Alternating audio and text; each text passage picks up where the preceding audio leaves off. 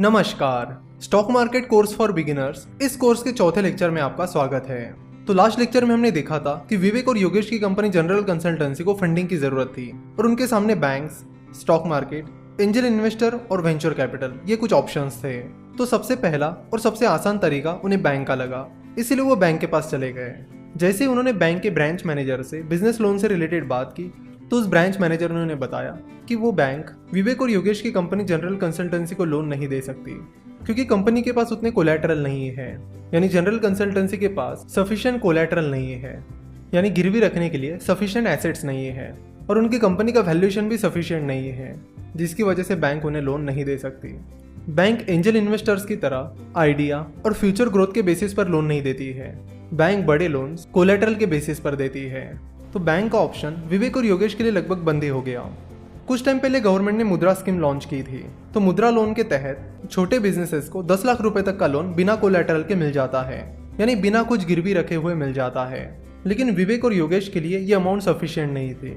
फिर उनके पास 3 ऑप्शंस थे, एंजल इन्वेस्टर्स, वेंचर कैपिटल्स और स्टॉक मार्केट। अगर स्टॉक मार्केट की बात की जाए तो early stage startups stock market से पैसा नहीं उठा सकते। जिन कंपनीज का प्रूवन ट्रैक रिकॉर्ड है, पिछले कुछ सालों में अच्छा खासा बिजनेस परफॉर्मेंस है, वही कंपनी स्टॉक मार्केट से पैसा रेज कर सकती है। विवेक और योगेश की कंपनी जनरल कंसल्टेंसी एक बहुत ही नई कंपनी थी। वैसे भी स्टॉक मार्केट के जरिए पैसा उठाने की प्रोसेस थोड़ी लंबी और एक्सपेंसिव होती है।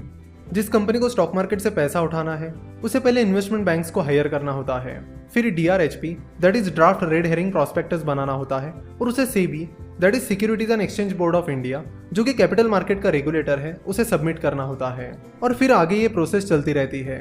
इस प्रोसेस के बारे में भी हम किसी एक लेक्चर में डिटेल में बात करेंगे।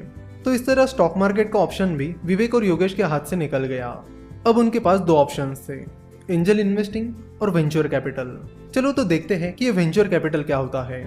वेंचर कैपिटल बेसिकली जिन इन्वेस्टर्स को स्टार्टअप्स में इन्वेस्ट करना है उनसे पैसा रेज करता है, यानी जिन इन्वेस्टर्स को स्टार्टअप में इन्वेस्ट करना है वो अपना पैसा वेंचर कैपिटल में इन्वेस्ट करते हैं और फिर वो वेंचर कैपिटल इन्वेस्टर से उठाया हुआ पैसा स्टार्टअप्स में इन्वेस्ट करते हैं। तो एक तरह से वो म्यूचुअल फंड की तरह ही काम करते हैं। पर म्यूचुअल फंड और वेंचर कैपिटल में मेन डिफरेंसेस ये है कि म्यूचुअल फंड बहुत सारे लोगों से पैसा इकट्ठा करते हैं, वही वेंचर कैपिटल गिने चुने हाई नेटवर्थ इन्वेस्टर से ही पैसा उठाते हैं। दूसरा मेन डिफरेंस ये है कि म्यूचुअल फंड में इन्वेस्टर 500 या 1000 रुपए भी इन्वेस्ट कर सकते हैं, लेकिन वेंचर कैपिटल में आप 500-1000 रुपए इन्वेस्ट नहीं कर सकते। वेंचर कैपिटल सिर्फ हाई नेटवर्थ इन्वेस्टर से ही पैसा इकट्ठा करते हैं, यानी उन्हीं इन्वेस्टर से पैसा इकट्ठा करते हैं जिनकी नेटवर्थ बहुत ज्यादा है। और म्यूचुअल फंड और वेंचर कैपिटल का अगला मेन डिफरेंस ये है कि म्यूचुअल फंड डेट मार्केट और स्टॉक मार्केट में इन्वेस्ट करते हैं, वही वेंचर कैपिटल स्टार्टअप्स में इन्वेस्ट करते हैं।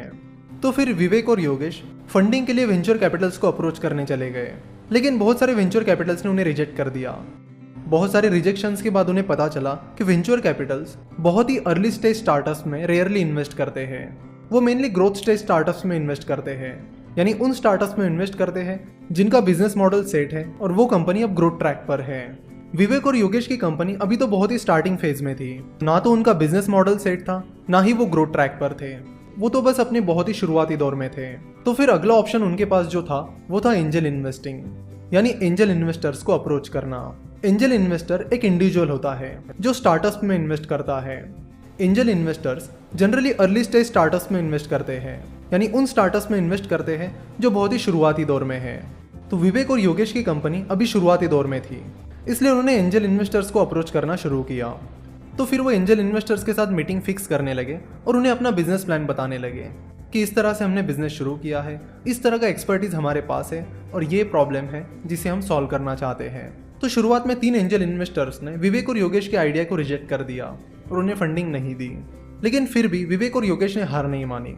वो और भी एंजल इन्वेस्टर्स को अप्रोच करने लगे और फिर फाइनली एक एंजल इन्वेस्टर को विवेक और योगेश की आइडिया पसंद आ गई और वो उन्हें फंडिंग देने के लिए राजी हो गए। मान लेते कि उस एंजल इन्वेस्टर का नाम रोहन पटेल है। तो मिस्टर रोहन पटेल से विवेक और योगेश की कंपनी जनरल कंसल्टेंसी को 2 करोड़ की फंडिंग मिल गई।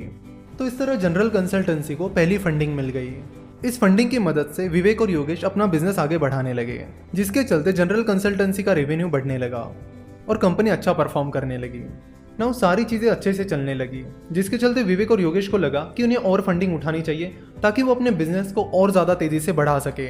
तो इस तरह विवेक और योगेश का बिजनेस अब ग्रोथ ट्रैक पर आ गया था। तो अब आपको बताना है कि विवेक और योगेश नेक्स्ट फंडिंग कहाँ से उठाएंगे, बैंक से, स्टॉक मार्केट से या वेंचर कैपिटल से। तो नेक्स्ट पार्ट में हम इस स्टोरी को आगे कंटिन्यू करेंगे। आशा करता हूँ कि आपको आज का ये लेक्चर पसंद आया होगा।